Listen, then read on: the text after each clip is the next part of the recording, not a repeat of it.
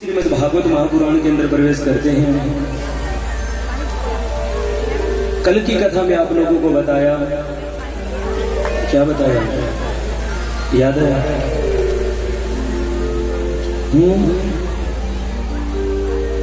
दोनों हाथ उठा दीजिए और प्रेम से बोल दीजिए राधे कृष्णा, राधे कृष्णा, राधे कृष्णा। कल की कथा के अंदर आप लोगों को बताया भगवान का जन्म होता है, उसके बाद में भगवान ने बड़ी सुंदर सुंदर बाल लीला की है। और भगवान ने बाल लीला के अंदर पूतना को, अघासुर, बकासुर, सत्तासुर, बड़े बड़े राक्षसों का भगवान ने संहार किया।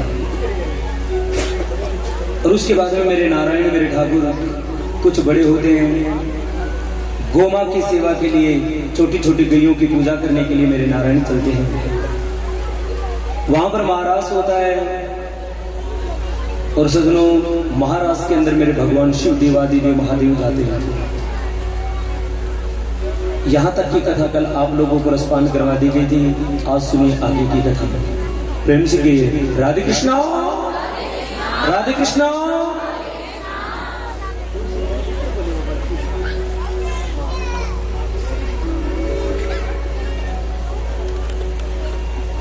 मुनि सुखदेव जी महाराज कहते हैं कि हे राजा परीक्षित, एक बार नंद बाबा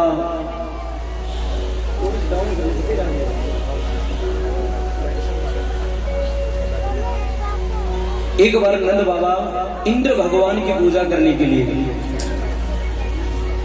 और सदनों पूजन की सामग्री इकट्ठी करने लगे। मेरे ठाकुर, मेरे नारायण आए और आकर के कहने लगे बाबा क्या कर रहे हो? लाला इंद्र की पूजा। क्यों? इंद्र की पूजा नहीं करेंगे तो या तो इंद्र बरसात नहीं करेगा और करेगा तो हमें डुबो देगा। अच्छा, इंद्र की इतनी पावर है? लाला इंद्र बहुत बड़ा देवता है। मेरे कृष्ण कहने लगे नहीं नंद बाबा, आज हम पूजा करेंगे गोवर्धन पर्वत की, जो हमारे गोकुल की रक्षा करता है। नहीं रे लाला मान, नहीं नहीं, देखो गोवर्धन पर्वत हमारी रक्षा करता है। लाला तू मरवा देगा। नहीं नहीं नहीं, भगवान कृष्ण जिद पकड़ लेते हैं। गोकुलवासी भी कहने लगे नंद बाबा मान लेते इसके कहना। अब मेरे ठाकुर आज खुद भगवान और भगवान पूजा करवा रहे अपनी। गोवर्धन पर्वत के पास लेकर के आए। सबसे पहले कहने लगे गोवर्धन पर्वत को स्नान करवाएं। अब स्नान करवाने के लिए भैया एक दो बाल्टी तो लोग लेकर के आए पानी की। बाद में कहने लगे लाला इतना बड़ा गोवर्धन पर्वत और इसकी पूजा करेंगे किसी? मेरे नारायण, मेरे ठाकुर, मेरे कृष्ण भगवान कहते हैं आप आंखें बंद कीजिए। भगवान ने अपनी माया के द्वारा अपनी लीला ऐसी की, यमुना का पानी आकर के गोवर्धन पर्वत के ऊपर गिरा, गोवर्धन पर्वत को स्नान करवाया, पूजा करवाई। और उसके बाद में कहने लगे इंद्र आपका भोग स्वीकार करे या ना करे, मेरा गोवर्धन महाराजा ना वो भोजन स्वीकार करेंगे। सभी 56 प्रकार के भोग बना करके और गोवर्धन जी महाराज के आगे लगा देते हैं पर्दा करके। और मेरे नारायण खड़े हैं। पर्वत गोवर्धन है, वो भी मेरे नारायण है और मेरे नारायण पूजा कर रहे हैं। अब इंद्र को क्रोध आया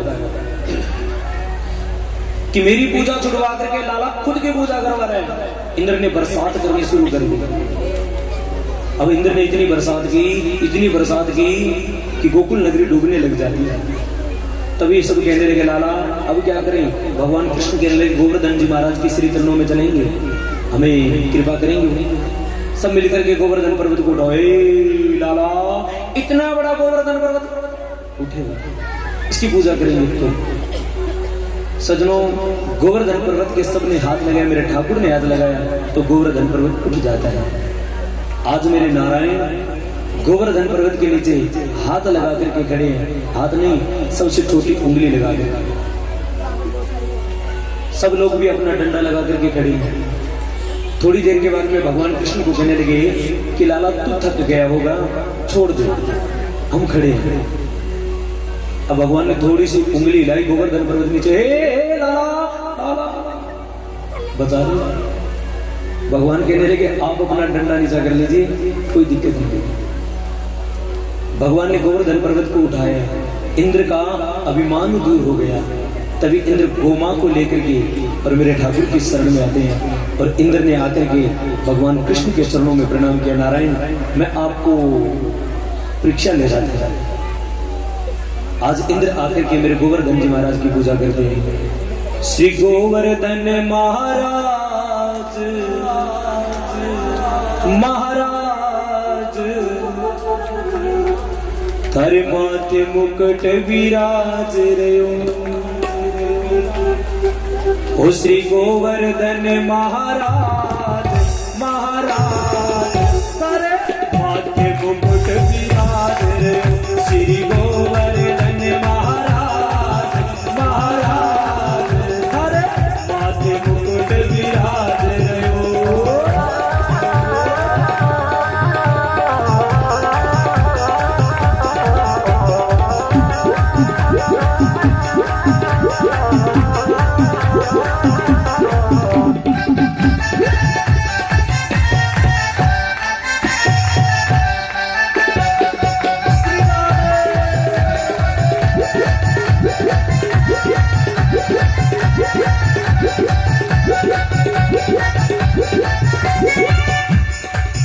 तेरी सात कोस की परिक्रमा, तेरी सात कोस की, तेरी सात कोस की परिक्रमा, तेरी सात कोस की परिक्रमा, तेरी सात कोस की परिक्रमा, तेरी सात कोस की परिक्रमा।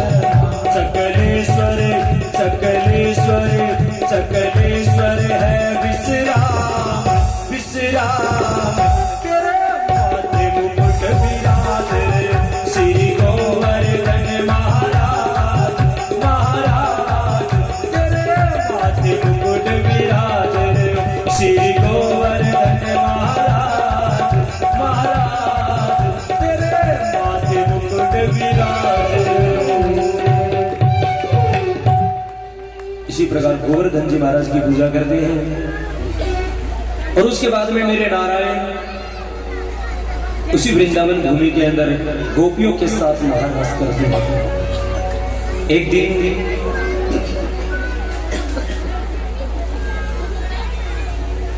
महाराज कंस वासुदेव जी महाराज के मंत्री अक्रूर जी को बुलाते हैं और कहते अक्रूर जी तुम जाओ गोकुल के अंदर नंद बाबा के राजमहल में एक लाला है और मैंने छोटे छोटे से बच्चों को मार दिया पर अभी तक वो लाला नहीं मरा। उस लाला को मारने के लिए आप कृपया जाएं। अब अक्रूर जी महाराज सोचने लगे उस लाला ने मेरा क्या बिगाड़ा। फिर सोचने लगे अगर नहीं लेकर के आऊंगा पापी दुराचारी कंस मेरे को मार देगा। अब वो कोई भगवान ही होगा जिसको अभी तक ये मार नहीं पाया। चलो देखते हैं। अक्रूर जी महाराज आए गोकुल में आकर के नंद बाबा को प्रणाम करते हैं। नंद बाबा प्रणाम। ओहो अक्रूर जी महाराज वासुदेव जी महाराज के मंत्री थे। वो कारागृह में रहते थे फिर भी उनके मंत्री रखा गया।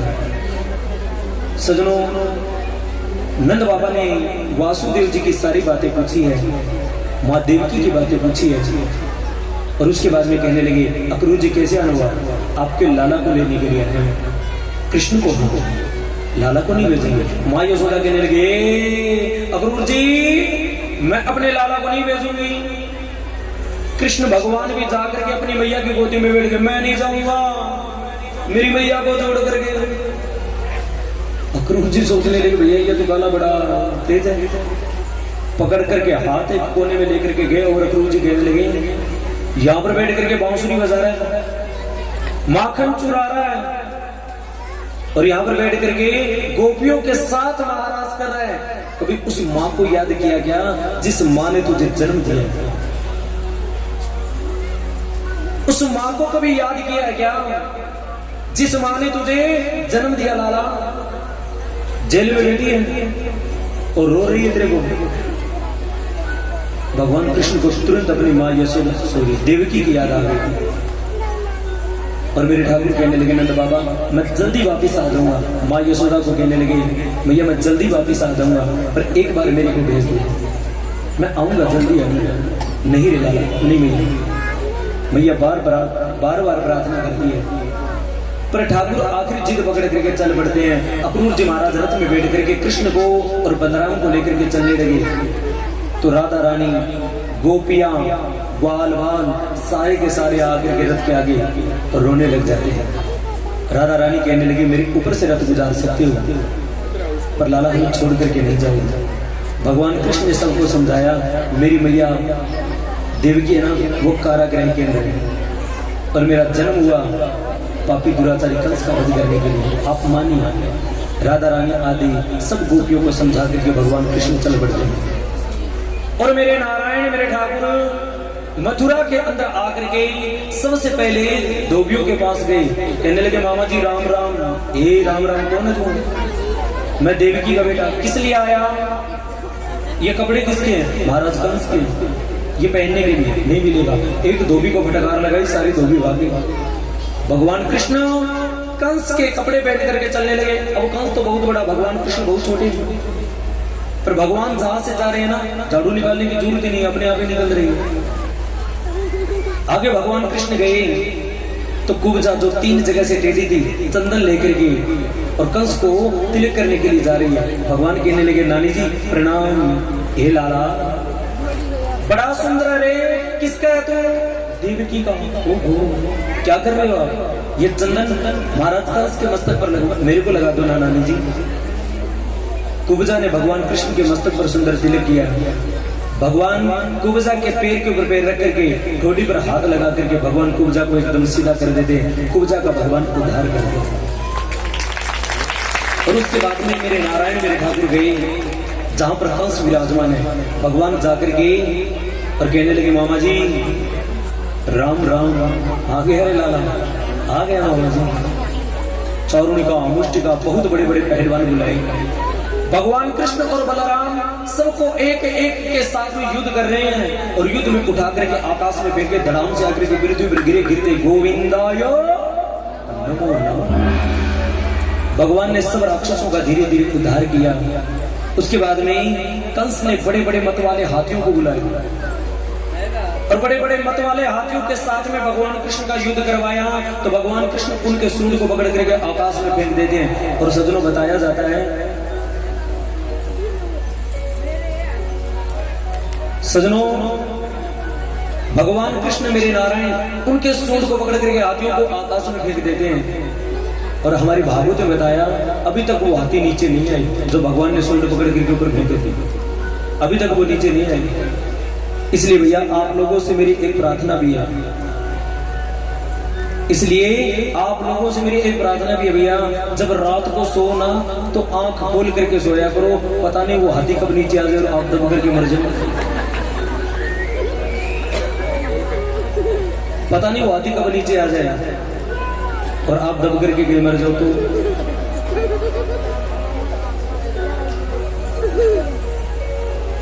मेरे नारायण, मेरे ठाकुर, उसके बाद में कंस के केस पकड़ करके घसीट गिर के नीचे लाए और उस जगह पर ला करके कहने लगे, मामा जी पता चला केस पकड़ने पर कितना दर्द होता है। मेरी माँ देवकी के केस पकड़ करके आपने नीचे उतारा ना, इतना ही दर्द हुआ था जितना आज आपको हुआ है। और उसके बाद में भगवान कृष्ण कंस के साथ में युद्ध करते हैं, उठा करके कंस को आकाश में फेंक देते हैं। और आकाश में फेंकने के बाद में कंस धड़ाम से आकर के पृथ्वी पर गिरा। गिरते ही गोविंदाय नमो नमः। बोले कृष्ण कन्हैया लाल की, श्रीमद् भागवत महापुराण की, गंगा मैया की। भगवान ने कंस का वध किया।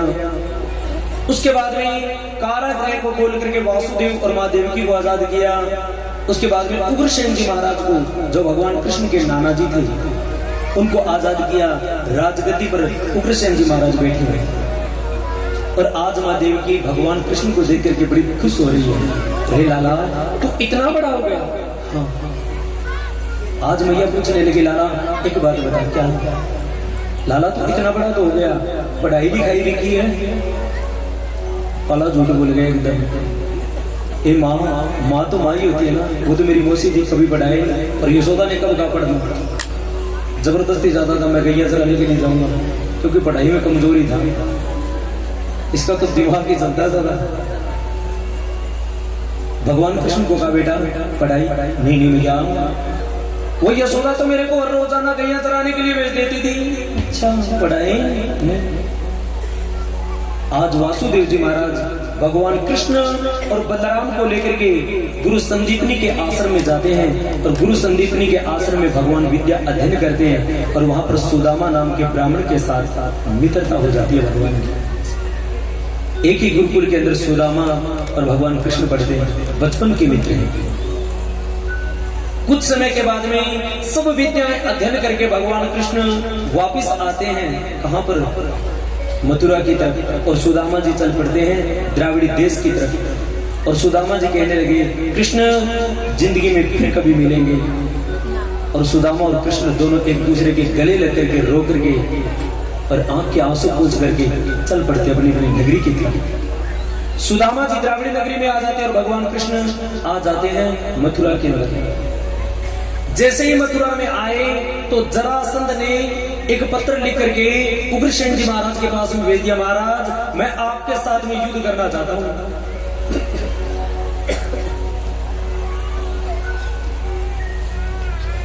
महाराज मैं आपके साथ में युद्ध करना चाहता हूं।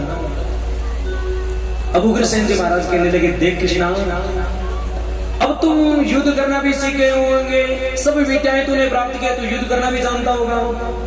अब लाला तू युद्ध कर, मैं तो युद्ध कर नहीं सकता, मैं तो बूढ़ा हो गया। भगवान कृष्ण जरासंध के साथ में युद्ध करते हैं और उस युद्ध के अंदर भगवान कृष्ण 16 बार हार जाते हैं। कितनी बार? और 17वीं बार भगवान कृष्ण युद्ध में हार करके और रण को छोड़ करके भाग निकलते हैं। तभी भगवान कृष्ण का नाम पड़ गया रणछोड़। क्या नाम पड़ गया? बोलिए रणछोड़ भगवान की। भगवान रण को छोड़ करके भाग जाते हैं। और जरासंध से भगवान क्यों हार गए? कितनी बार हारे? 16 बार। और 17वीं बार तो रण को छोड़ करके भाग गए। क्यों? क्योंकि भैया जरासंध था ना, वो जरासंध हर रोजाना ब्राह्मणों को बुला करके और उनके ब्राह्मणों को चरणों को प्रणाम करके हवन यज्ञ करवा करके और उनका आशीर्वाद लेकर के जाता था। और भगवान भी ब्राह्मण के आशीर्वाद को मिटा नहीं सकते। वो 3 लोक का स्वामी है ना, वो भी ब्राह्मणों के अधीन है भैया। देवाधीनम सर्व जगत, ये जगत ये संसार किसके अधीन है? देवताओं के अधीन है। और देवता किसके अधीन है? ब्राह्मण के अधीन है। सॉरी, देवता किसके अधीन है? मंत्रों के अधीन है। देवता किसके अधीन है? मंत्रों के अधीन है। और मंत्र किसके अधीन है? ब्राह्मण के अधीन है। इसीलिए तो ब्राह्मण को जगत गुरु कहा जाता है। इसीलिए तो सुदामा के चरण धोकर के भगवान कृष्ण ने पिए कि नहीं? ब्राह्मण के चरणों में बहुत बड़ी ताकत है भैया। वो घर भी बड़ा भाग्यशाली होता है जिस घर के अंदर ब्राह्मण देवता आकर के जलपान आदि कर, वो घर भाग्यशाली नहीं, बहुत बड़ा भाग्यशाली है। होना चाहिए भैया आपके घर में कम से कम 12 महीने के अंदर एक दिन ब्राह्मण देवता को अपने घर में लेकर के आओ। और ये जरूरी नहीं भी मेरे को लेकर के जाओ। वो कई लोग सोचते होंगे पंडित जी आपको लेकर जाएंगे, ये जरूरी नहीं। संसार के अंदर जितने भी ब्राह्मण हैं वो पूजनीय है, क्योंकि हमारी रामायण कहती है पूजिए विप्र सकल गुणहीना। ब्राह्मण तो कुल में जन्म ले लिया, वो पूजनीय है। पर हाँ एक बात और बताऊं भैया, थोड़ी सी दिक्कत है। ब्राह्मण कुल में पैदा होकर के हमें भगवान के भजन सबसे ज्यादा करने चाहिए। क्यों? क्योंकि ब्रह्मा के नियम जो करते हैं वही ब्राह्मण है। ब्रह्मा के जो नियम करते हैं वो ब्राह्मण है। हमारी रामायण में एक बड़ी सुंदर बात लिखी है कि हर इंसान के पीछे रोना नहीं चाहिए। जो इंसान मर जाए ना, हर इंसान के पीछे नहीं रोना चाहिए।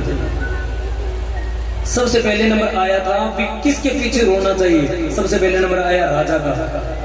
सोचिए नृपति जो नीति न जाना, जिन्हें पर जान नहीं में समाना। वो देश का राजा मर जाए, वो देश का राजा बहुत बड़ा मर जाए जो नीति को नहीं जानता और अपने प्रजा को पालन नहीं करता, अपनी प्रजा की रक्षा नहीं करता, अपने प्रजा को प्राणों के समान नहीं समझता, घोटाले करता, धनी करता है, वो राजा मर जाए तो उसके पीछे जोर जोर से रोना चाहिए, ये मर तो गया पर इसकी मुक्ति कैसी होगी। दूसरा नंबर आया ब्राह्मण का। कौन सा ब्राह्मण मर जाए तो उसके पीछे रोना चाहिए? कौन सा ब्राह्मण मर जाए उसके पीछे रोना चाहिए? मेरे जैसा मर जाए तो रोना चाहिए कि सारा दिन कान खान तो मर गया, ठीक है। तो सोचिए विप्र जो वेद वहीना, तजि निज धर्म विषय रसलीना। उस ब्राह्मण के पीछे रोना चाहिए जो ब्राह्मण होकर के वेद को नहीं पढ़ता, शराब पीता है, मांस खाता है, नाना प्रकार के पापा कर्म करता है। वो ब्राह्मण मर जाए तो उसके पीछे जोर जोर से रोना चाहिए, ये मर तो गया पर इसकी मुक्ति कैसे होगी। अब सज्जनों अगला नंबर बताया है नारी का। कौन सी नारी मर जाए तो उसके पीछे रोना चाहिए? कौन सी सासू माँ मर जाए उसके पीछे रोना चाहिए? कौन सी सासू माँ के पीछे रोना चाहिए? सासू तो पंडित जी सारी मर जाए चाहिए। सोचिए पुनीपति पंकज नारी, एक कुटिल कला प्रिय इंछाचारी। वो नारी मर जाए जो कुटिल है, सारे दिन घर में लड़ाई झगड़ा करने वाली है, कलह करने वाली है, और बोले तो भी अप्रिय है, बोले तो भी मीठा नहीं बोले। नारी को हमेशा प्रिय बोलना चाहिए, और नारी को नहीं भैया, संसार के जितने जीवन है उनको प्रिय बोलना चाहिए। प्रिय वाक्य प्रदान सर्वे जंतु तुष्यन्ति। मीठा वचन बोलने से सभी जीव खुश हो जाते हैं, तो फिर मीठा ही बोलना चाहिए, और नारी को वैसे ही मीठा बोलना चाहिए। और कई नारी तो भैया ऐसे बोलती है, क्या बताएं, पति देवता कहता है मेरी माँ, चुप हो जाए, आखिर वही कहता है मेरी माँ है कि नहीं? अरे है कि नहीं भैया? ये सारे यहाँ बढ़ रहे बोले हाँ, तो आप माँ मत बोलो उनकी, ठीक है ना, थोड़ी कृपा कर दिया करो यहाँ पर। इसी प्रकार भगवान कृष्ण 16 बार हार गए। क्यों? क्योंकि उनके ऊपर ब्राह्मण का आशीर्वाद था, और एक पर्वत के ऊपर चढ़ जाते हैं, पर्वत के चारों तरफ लकड़ियां लगा करके, और जरासंध भगवान कृष्ण को जलाने लगे, तो भगवान कृष्ण और बलराम दोनों के दोनों उस गोवर्धन पर्वत से छलांग लगाते हैं, और छलांग लगा करके मेरे नारायण मेरे ठाकुर समुद्र के बीच में ही एक द्वारिका नाम की नगरी बसा लेते हैं विश्वकर्मा जी महाराज को बुला करके। और विश्वकर्मा जी महाराज ने बड़ी सुंदर एक नगरी बनाई, उसका नाम रख दिया द्वारिका, और द्वारिका में भगवान कृष्ण रहने लगे। सजनों आइए भगवान के विवाह में प्रवेश करें।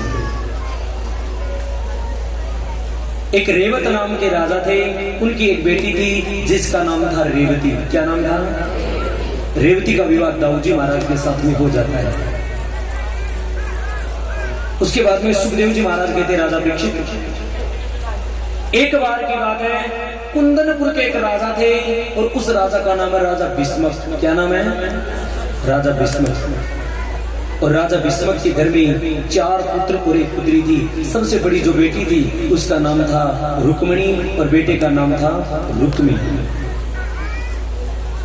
अब राजा भीष्मक के घर में रुक्मिणी धीरे धीरे बड़ी होती है, रुक्मिणी धीरे धीरे बड़ी होती है। तो अभी हमारे बीच में हमारे परम पूजनीय संत शिरोमणि श्री तीर्थ बाबा जी आ रहे हैं, तो सभी ताली बजा करके एक बार जोरदार महाराज श्री का स्वागत करेंगे। और आइए महाराज श्री हमारे बीच में पहुंचे तो हम भी राम के नाम का सुमरन करते हुए महाराज श्री का स्वागत करेंगे, मीठी मीठी ताली बजा करके और संतों का स्वागत